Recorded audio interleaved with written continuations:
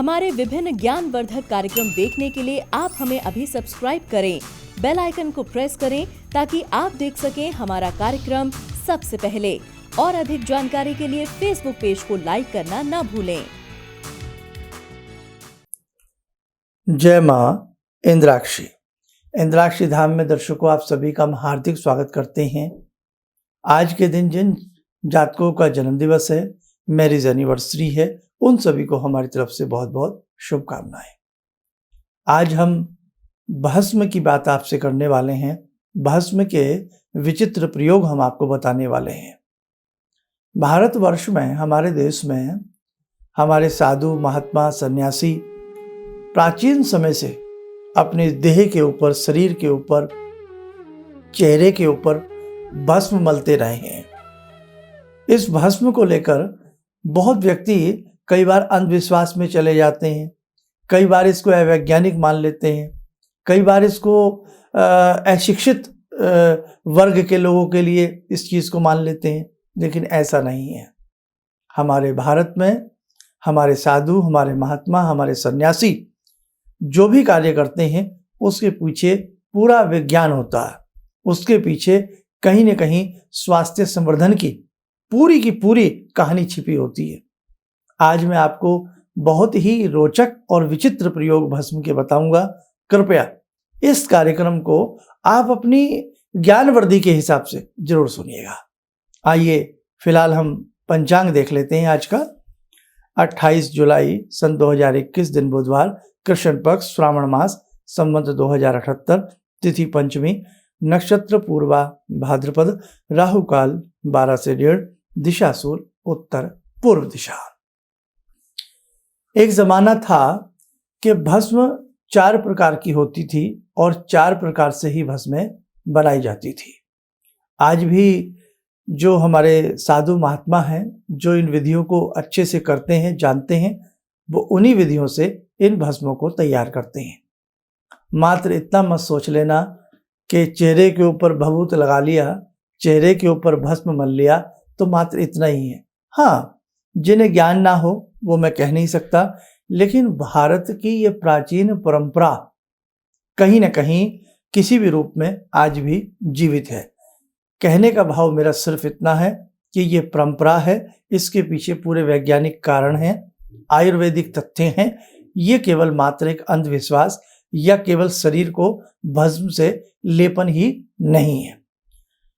4 प्रकार की भस्में बनाई जाती थी और आज भी जो जानते होंगे वो बनाते हैं। वो 4 प्रकार की भस्में कौन कौन सी होती हैं, आइए आप लोग नोट करें। 4 प्रकार की भस्म व उनके नाम। पहली मनुकल्पम, दूसरी उपलोकल्पम, तीसरी उपकल्पम, चौथी एकल्पम।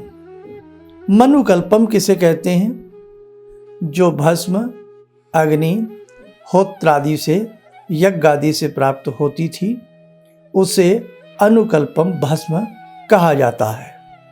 नंबर 2 उपलोकल्पम। गाय के गोबर के उपलों से बनने वाली भस्म को उपलोकल्पम कहा गया है। अब जाने उपकल्पम के बारे में। वनों से प्राप्त शुष्क संकृत से जो भस्में बनाई जाती थी उन्हें उपकल्पम भस्म कहा जाता है। नंबर 4 एकल्पम।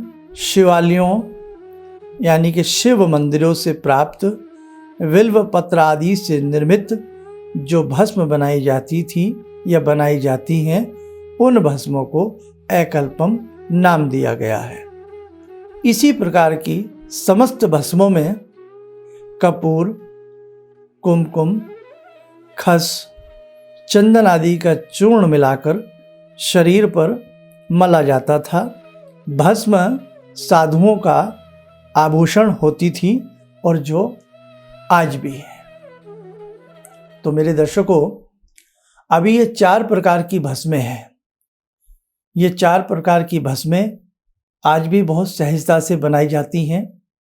और जैसे गाय हो और गाय का जो गोबर है उसमें दाने ना हो, मतलब जैसे बहुत सी गायों को हम अन्न वगैरह दे देते हैं, केवल हरे चारे वाली और इस प्रकार का जो सामग्री उन्हें शुद्ध तरीके से खिलाई जाती है, उसके गोबर में कोई भी दाना ना हो, उसके उपले बनाए जाएं, उपले बना करके सुखाए जाएं। फिर शुभ मुहूर्त में जैसे हस्त नक्षत्र में या पुष्य नक्षत्र में उन उपलों की भस्म, उन कंडों की भस्म बनाई जाए और भस्म बना करके उसमें जो हमने द्रव्य बताए हैं वो मिलाए जाएं, या और भी कई ऐसे द्रव्य होते हैं, तो ये उपलों की भस्म बन जाती है। अब इसमें एक चीज़ और बताएं, इसका एक विचित्र प्रयोग आपको।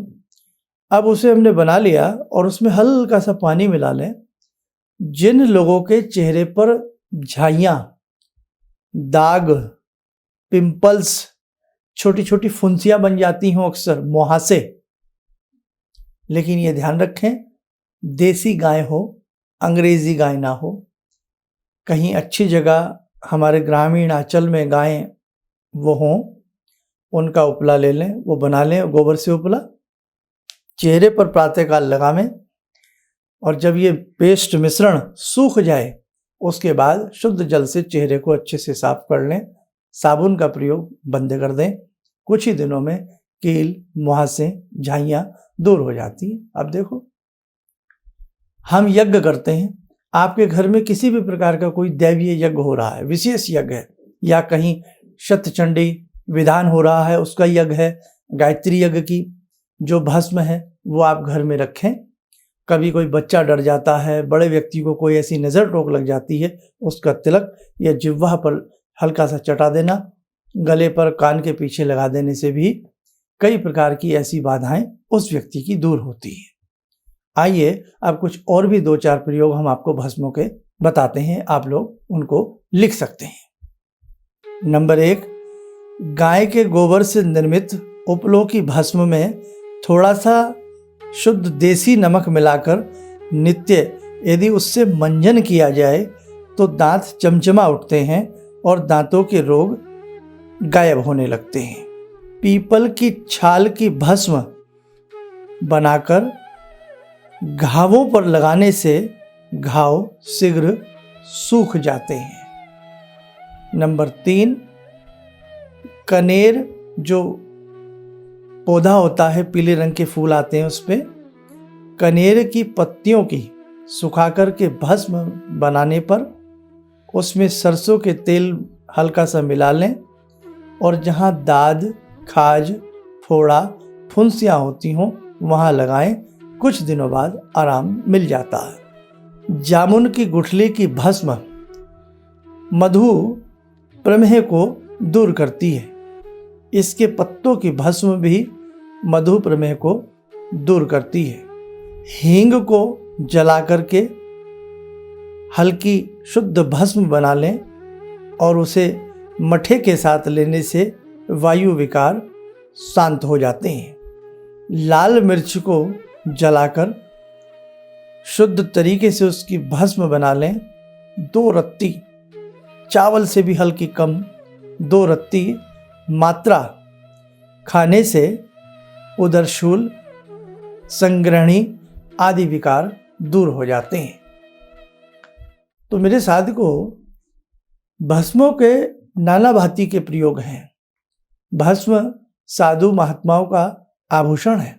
भगवान शिव में भी आपने देखा हो, शिवलिंग के ऊपर भी भस्म अर्पण की जाती है।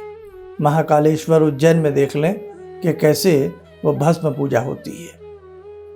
हमारे साधु सन्यासी जब भस्म में दिव्य प्रकार के द्रव्यों को मिलाकर के लगाते थे, सर्दी के प्रकोप से, गर्मी के प्रकोप से, नाना भांति के संक्रामक रोगों के प्रकोप से बचाव होता है। ऐसे बहुत अनेकों दिगंबर साधु सन्यासी हैं जो वस्त्र नहीं धारण करते हैं, केवल ये शुद्ध भस्म ही उनका वस्त्र होती है।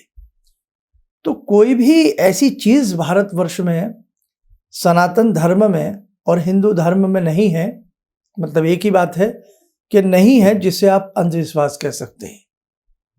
बिल्कुल आप अंधविश्वास इसको नहीं कह सकते हैं। और भी कम से कम जो शास्त्रों में वर्णित है 184 प्रकार की भस्में बनाई जाती हैं।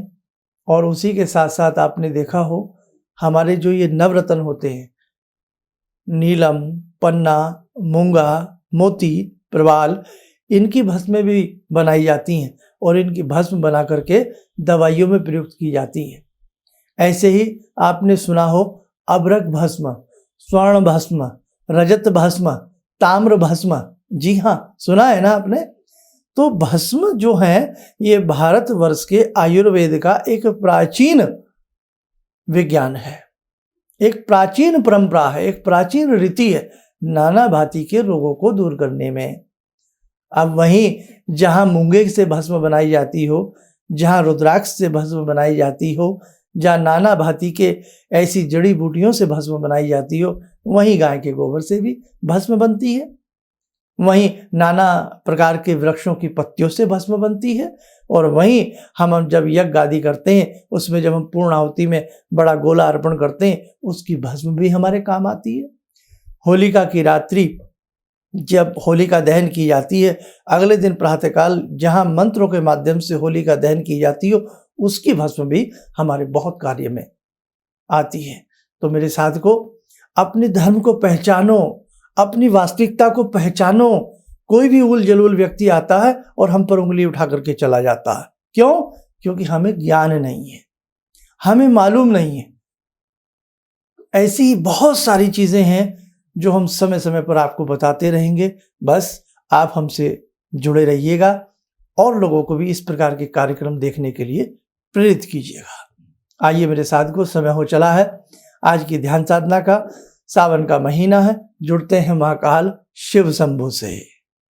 ॐ आत्मा त्वं गिरिजामति सहचरा प्राणा शरीरं गृहं पूजा ते विषयोपभोगरचना निद्रा समाधिस्थिते संचारपदयो प्रदक्षिणविधेः श्रोत्राणि सर्वागिरो यद्यात् कर्म करोमि तद्दखिलं शम्भोस्तवाराधनम् चन्द्रोद्भासितशेखरे स्मर हरे गंगाधरे शंकरे सर्पे भूषितकण्ठकर्णविवरे नेत्रोत्तवे स्वानरे दन्ते त्वकृतसुन्दरां वरदरे त्रैलोक्यसारे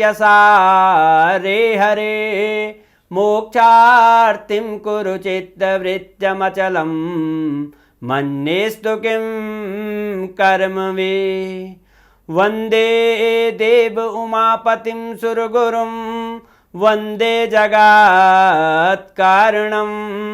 वन्दे पन्नगभूषणं मृगधरं वन्दे पशूनां पतिं वन्दे सूर्यशशाङ्कवह्निनयनां वन्दे मुकुन्दप्रियं वन्दे भक्तजनश्रयं च वरदां वन्दे शिवं शङ्करम् ॐ कर्पूरगौरं करुणावतारं संसारसारं भुजगेन्द्रहारं सदा वसन्तं हृदयारविन्दे भवं भवानी सहितं नमामि भवं भवानी सहितं नमामि।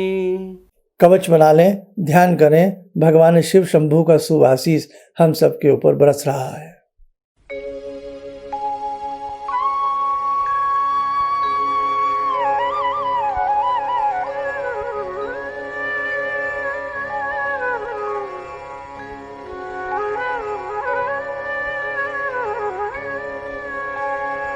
ओम बोलते हुए नेत्र खोलें, सामान्य हो जाए।